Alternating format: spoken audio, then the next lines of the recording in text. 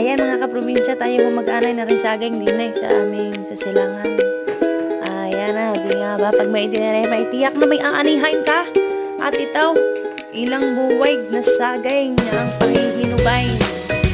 May pangbenta na abay, may pangkain pa. Kaya naman, ano pang hinahantay abay di nga ba, yun nga. Magtanaim hanggat may itatanim at may lakas pa. Para kapag naman bubunga na, na, worth it na ang pagod ng mga taga-probinsya. Basta't may lupa ka ay sipagi magtanaim. At ikaw din ang mananamasa niyan. O, yan na nga. Malapit na agad mapuno ang sakaw. Ilang days na lang meron na uling titibain at pahihinugain. May pira kapag masipag ka. May libreng pagkain pa.